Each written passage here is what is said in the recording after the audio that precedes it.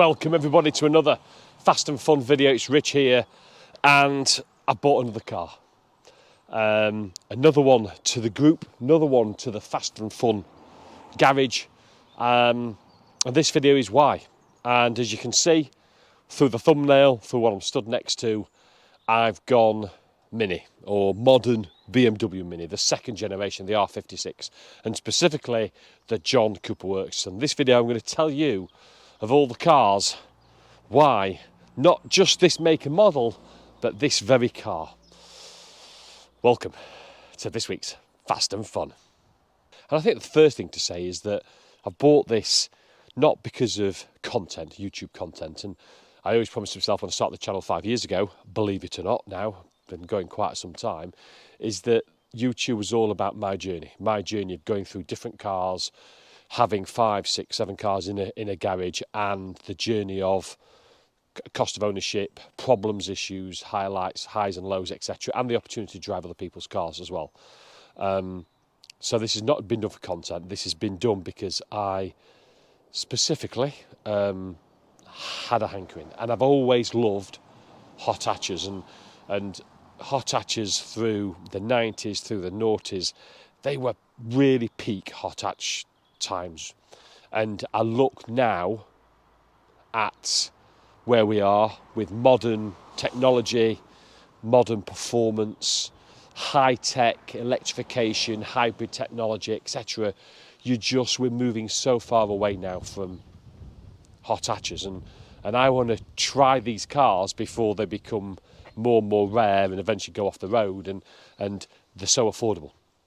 And this for me is another sweet spot, very much like, well, people know that I've got my Megane RS250 as my daily, my track car. People know that I've got my, probably direct rival to this is my Clio 182 Sport, that again I keep promising to get back on the road, and that does definitely need to come back on the road. But it's at the sweet spot, 200 brake horsepower-ish, front-wheel drive, hot hatches, where you are driving the car, you're hustling it down, you can use all the performance more of the time because they're less powerful, they're less quick, and they just generate huge amounts of fun. And I think sometimes that's we're going into a generation that I believe we're getting further and further away from traditional hot hatches. So yeah, that's really one of the reasons I wanted one. This is not about a review, because I've only owned the car for a couple of weeks, and there's a reason I've not used it much at all, really lightly used. So I'm going to run it for a month or so before I do a full proper review of the car, an open, honest owner's review of John Cooper Works.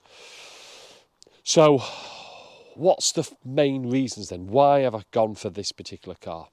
Because the way they look, the aesthetics. When BMW first brought out the Mini, I was a bit, it's a bit soft around the edges. This is the R53 generation. Is it a bit of a girl's car? Is it a bit of a beginner's car? But over time, through the R56 and then the later 56, the F56 later, the third generation now, they've just sort of grown on me. And they've grown on me because I've just looked, and I think BMW nailed the dimensions. The alloy wheels, there's sort of a wheel at either corner of the car. By modern days, they're so small and compact and squat looking, and they look like they're ready to go, with the famous bonnet scoop as well, largely for that supercharger, which obviously changed to a twin-scroll turbocharger for the second generation R56. But they're small, they're compact, and as a result of that, and they're funky inside. Yes, they have got the image, they have got that, is it more of a girl's looking car? That's what I thought naively in the first stages. But now when I get in it, especially this second generation, right in front of the driver, there's no speedo there, it's a rev count. And you look at it and you think, do you know what? I think BMW nailed the looks. I think they've matured. I think they've aged brilliantly well. And then over time, what I've read, what I've watched, whether it's been YouTube, whether it's been magazines, whether it's been internet, and I've read reviews of these cars, and I've watched and read reviews, group tests, where the Mini's gone in, nearly always the underdog, the cheap car, And it's gone against some pretty expensive and pretty exclusive cars in the multitude of group tests. In just about every single test, if it's not come out top, it's come out second or a close third. It's always at the top. It's always pushing for first place. What is it? How have BMW squeezed this type of performance, this type of handling, this type of character out of something like the Mini? And that, over time, just created a niche, and a niche that I wanted to scratch, which moves on really to, after the looks and after the group tests, moves on to my third point, and a really, really important point. Value. Wow. These cars are now hugely affordable, and they just, to me, come across as stonking value. I can remember not so long ago, a few years ago, trying to find a cheap runaround for somebody, a friend, in the family. And it was literally any car would do, just wanted 12 months MOT, not masses of miles on, and it was safe to use, and it was around £1,500, £2,000. I struggled to find a car under £2,000 that was anything but a wreck. Now, a few years on, you look at Mini prices. They are incredibly good value for money. Remember, in the hierarchy of the R56, you had the Cooper, you had the Mini 1, you had the Cooper, you had the Cooper S, and then you had the John Cooper Works sitting, well, not absolutely at the top, because you had the GP, the GP2, which sat right at the top of the tree. But these cars go for as little as £3,000 nowadays. GPs, which are the ones that were stripped out, no rear seats, 50, 60 kilos lighter, a tiny bit more power, and really, really track focused, they're up at 12, 15k or more. And suddenly you can get a John Cooper Works for down at £3,000. I'm not saying you pay £3,000, but £3,000, £4,000, £5,000. You're going to get yourself into a John Cooper Works. That is, for me, incredible value. And by the way, at the end of this video, I will tell you how much I paid for this car. But why specifically this car? Well, Ali, my other half, she'd always wanted one. In fact, she'd gone on about wanting John Cooper Works for some time, actually. And it just so happened, about a month ago, maybe 5 weeks ago, a friend of a friend, again on one of my WhatsApp group chats that I've got for my Fast and Fun channel, just dropped in that he knows a friend of the family that's getting rid of a 2008 R56 John Cooper Works. And the price was reasonable, very reasonable. It was two previous owners, and the chap that was selling it had owned it for 15 years. And in that time, he was an 86-year-old guy. And in that time, he'd serviced it annually, 82,000 miles on the clock. So it had full service history. And I suddenly thought to myself, this car's now, 17 years old, only two previous owners, previous owner 15 years, annually serviced. It's John Cooper Works as well. It's the one to have, other than the GP, and I don't think the GP would just be suitable for daily, so that was ruled out. And then it was the price, £3,000. So that's what I could get this car. Now, there was a couple of things. One, it wasn't particularly close to me, so it was a few hours to get there. But I think at that price, it was worth it. There was a couple of other things. One is that I had to really pick it up on a set few days because his insurance was running out before he was picking up his replacement car, etc., etc. And so, but we made the deal, and I went up and I got the car. And the only thing was there was a bit of a issue when it starts cold start. So cold start for about 10 seconds, it just runs a bit rough. So that needs to be checked and looked at, and that's actually the car will be going in. That's why I've not been using it much until it goes into garage to get that seen to. And that does come with a caveat with the R56. The early R56, which used the M14 engine, was a Citroën cum Peugeot joint venture 1600 that wasn't the most reliable car. And people will tell you at all counts, avoid the early R56s with the M14, go with the later ones which moved to an M18, because the M14's got all sorts of issues with chain rattle and tensioners going and valve oil stems and all sorts of issues, and you read the internet and it's just a wash with them.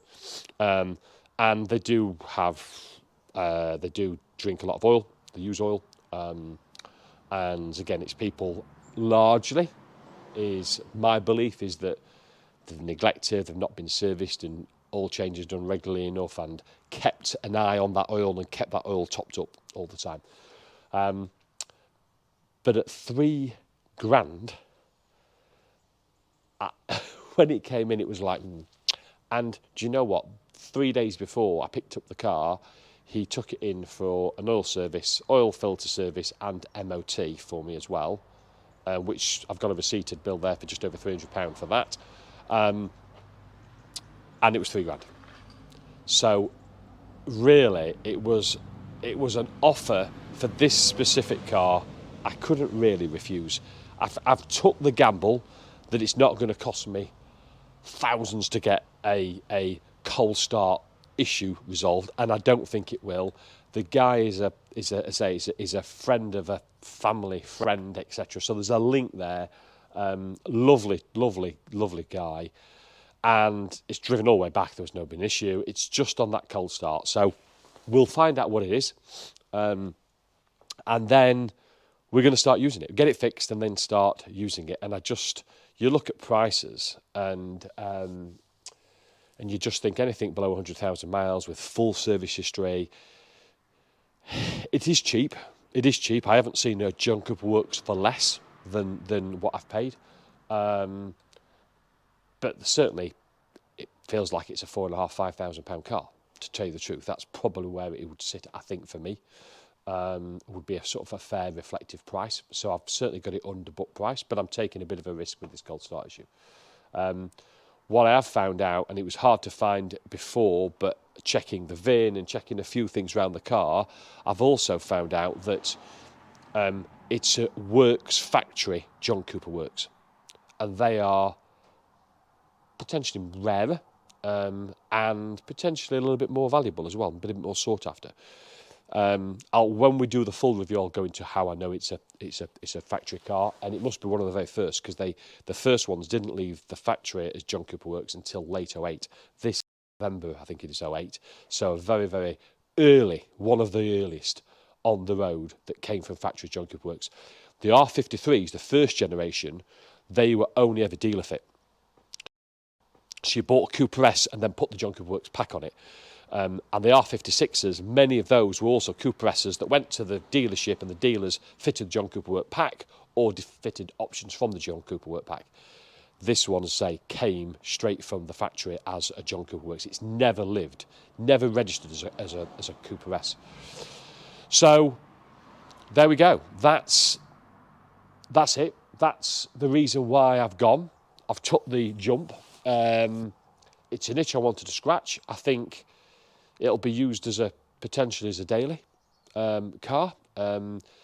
It's not beyond the wit of man. I do fancy taking this on a couple of track days as well. Got to be the right track day. And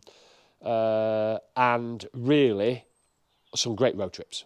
Great road trips. I want to use it. I want to enjoy it. And I want to really compare it to things like the Clio 182 Sport. That's definitely one of the videos that will come up once I've done my full review as well, and give you an honest opinion about can a John Cooper Works deliver the same sort of fast and fun thrills as my Clio 182 Sport does. How unreliable is the N14 engine? Let's find out. Let me see what this problem is. All will be disclosed to everybody if you carry on watching, and we'll see how I get on with it, and the journeys and the road trips, etc. that I go on. So there you go. That's it. I'm not going to show you around because that's going to leave that for the full owner's review in a month or so's time. But as always, if you enjoyed it, please give me the thumbs up. If you've never subscribed, please subscribe. Really helps the channel, really helps me grow the channel and bring you really good content. And come on the journey with me, the rest of the garage, and specifically in this video, my R56 Mini John Cooper Works. Thanks for watching, guys.